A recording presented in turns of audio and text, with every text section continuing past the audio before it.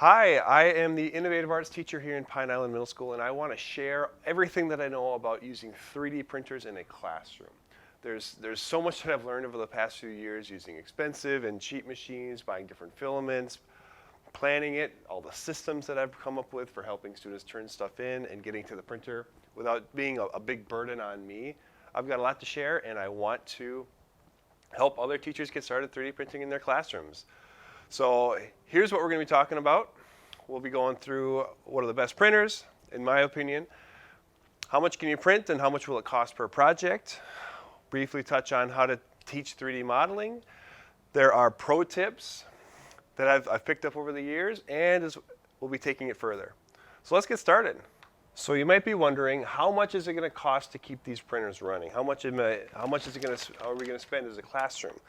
Well, here is what the printers run on. This is a spool of filament. Each one of these is 1 kilogram. I get all of my filament from Hatchbox, who I'm not affiliated with them at all. The cheaper filaments that I get always cause me so much trouble. I end up just trying to waste them to get rid of them and go back to something that's a little more reliable. So I buy Hatchbox in bulk in packs of 5 or 10. And that comes out to maybe $18 per roll like that. So a roll like this will make 10 100-gram projects. This came off the printer today, and it has 100 grams worth of filament in it. This also came off a printer and has 100 grams worth of filament in it.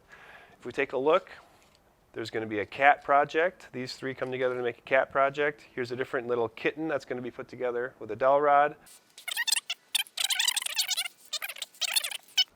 If the spool cost me, let's say $20, if you're not buying it in bulk, this would cost $2 to print. At the same time, this helicopter, it's a larger version of that same helicopter. This is 100 grams, so it's 1/10 of a $20 roll. So it's cost about $2 to print this. I'm fortunate to have the budget to be able to buy filament in bulk, and our PBIS actually sold the ability to buy larger prints, so kids can earn their Pride tickets and turn them in to be able to print stuff larger in the classroom. It's really good, and if you look, how many things we have here, you can print quite a few things with one $20 roll of filament. You could probably print 100 small prints like this. I use them for name clips. You can see my Creator Cycle circle on the back there. You can print so many of those little name clips and do something with them that it's definitely worth the cost. A $200 3D printer, $20 worth of filament, and your class can have something like that. So, how to teach 3D printing, how to teach 3D modeling. It's something that I've been struggling with for a long time, and I just finished a video on that topic. So I've got pro tips, I've got all the resources that I've developed, all for free. Check that other video out. I'll put a link down below. And the next, I want to share some pro tips that I've developed over the years.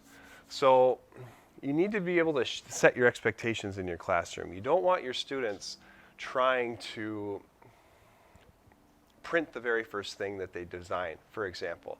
So if my students start on Tinkercad, they're going to make that very first thing, and they're going to want to see the printers go. The problem is that you have to practice many, many times. You have to try many different things before you start developing good stuff. And if you're printing their first thing, and it turns out it's okay, you're printing their second thing, it's going to take you several days to get to their second thing, they're not going to get to the 10th thing where they start really designing something cool and meaningful. And so what I tell my students right out of the gate is that, hey, we are not going to 3D print the very first thing that you design. The very first thing that you design, that's just going to be practice. It's going to help you learn the program. It's going to help you get to that 10th thing, which is really cool that we're actually going to start printing.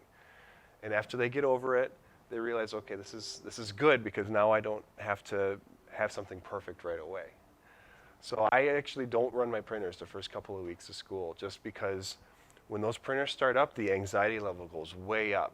Kids are judging themselves. They're like, I have to finish this right now. I got to get it in the printer right now. And I try to hold off on that right away. So the next thing I would like to do is the pro tip for me on how to manage all the 3D prints that are going to come with a classroom full of kids. Here's what I have set up. I've got set up a Google form that accepts the STL files that they're going to export from Tinkercad. It's really simple. In Tinkercad, you can just click export, download the STL file, and then they turn it in on a form on, Google Forms. So this is on my screen pretty much every day, and students can actually walk up in my classroom during our class. They can try to download their project. They download their project, and they're able to put it into Cura. Here's that helicopter. Now, a lot of kids are going to make mistakes, especially the younger ones, where this helicopter, there's a tiny gap here. So the tail fin is not connected to the body.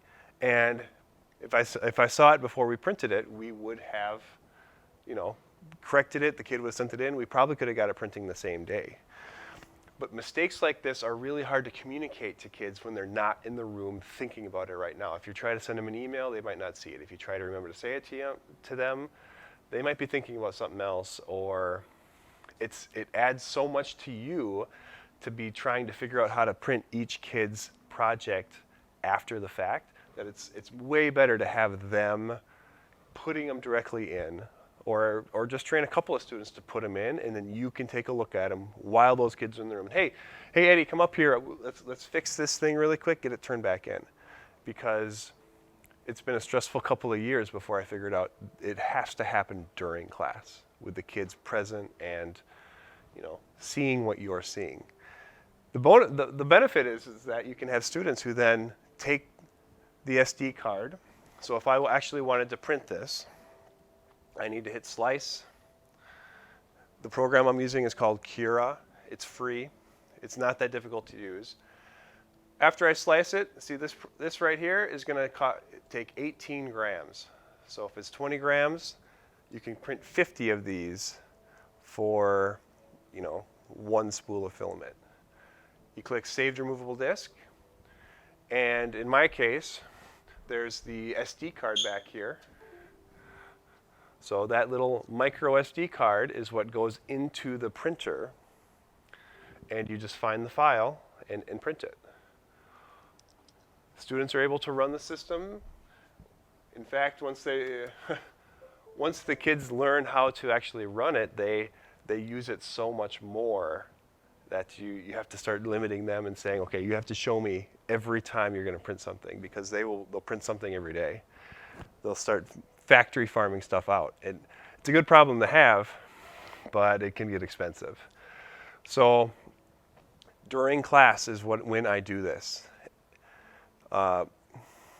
Just make sure that when somebody turns something in, this is my last pro tip, do not print stuff that kids have just downloaded from the internet.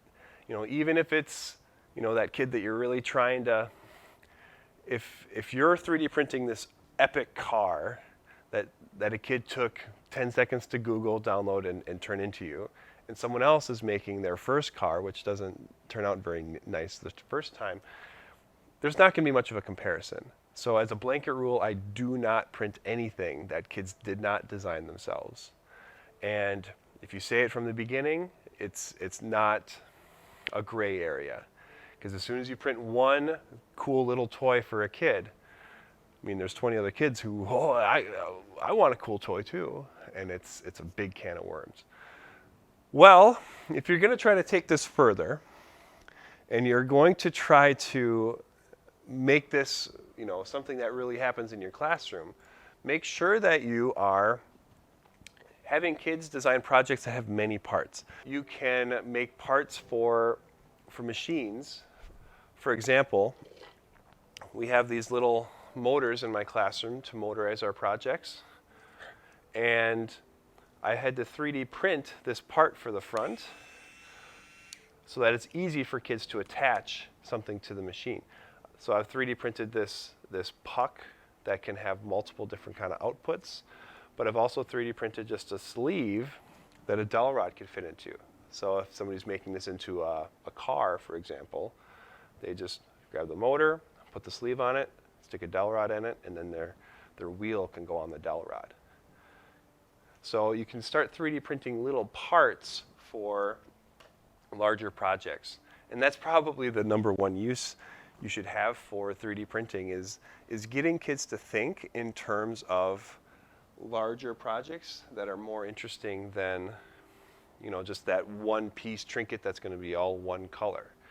And speaking of color, it's possible, pretty easy, to print in 2 colors.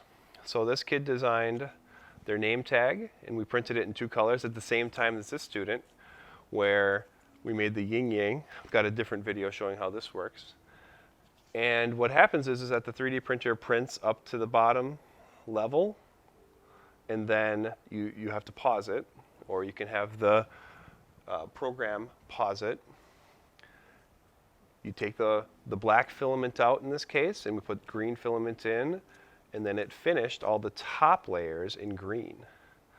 So it's pretty easy to make really fun, interesting things if you just have the time and the patience to do it. Well, I have experience with inexpensive and expensive 3D printers, and just right off the bat, I'm going to recommend cheap 3D printers. I've got 2 up here to show you. About 10 years ago, we bought our first expensive 3D printer. You know, it was a big deal. You know, it cost about the price of 10 of these 3D printers here. And maybe we got a lemon, but that one 3D printer probably printed a dozen projects total. And we could have put more money into parts for it. I could have spent more time troubleshooting it, but eventually I gave up. And a few years after we got rid of that more expensive 3D printer, I was able to buy 5 of these for about $1,000. And these little Monoprice Select printers, they've been pretty good. They were really reliable. You never really had to level the bed. Sometimes we had to replace these the bed covers. And you know, this certain model always had a problem with these wires breaking, so we had to rewire them. But these were pretty good printers. They've been surpassed, even though we still have all 5 of these. We don't use them anymore because we now use an Ender 3. This one's up front because I'm in the middle of fixing it. Something went wrong, but cheap 3D printers, you can get more printers, and that's what you're going to need in the classroom. You don't want to have one printer and 30 students trying to use it all at the same time. It's frustrating, it's slow, every little mistake is going to cost you more days and more hours of print time. What's better is to have a setup kind of like mine where you have 4 larger Ender 3 printers. You're going to need to learn how to use them, you're going to need to learn how to troubleshoot them, set them, but if you're 3D printing in the classroom, that's going to come with the game anyway. Unless you're looking for a very high-end, expensive printer that's, you know, it'll be really reliable, but expensive to fix, expensive to run, and you'll have just the one. I would recommend looking into cheaper Ender 3 printers. They're so wildly popular that you can find answers to every question you have. You can find people in the community that have them. They're everywhere. So I hope this was an interesting and useful, thought-provoking introduction to 3D printing in a classroom. I've spent so much time perfecting it, struggling with it, that I hope I can be help. So there's all sorts of other resources in terms of lesson planning for 3D printing. There's projects, there's examples, there are endless creative prompts that you can use that are all available on my website. So check it out. I hope to connect with you. If you want to be on social media, if you want to connect on YouTube, this is cool. But have a great day.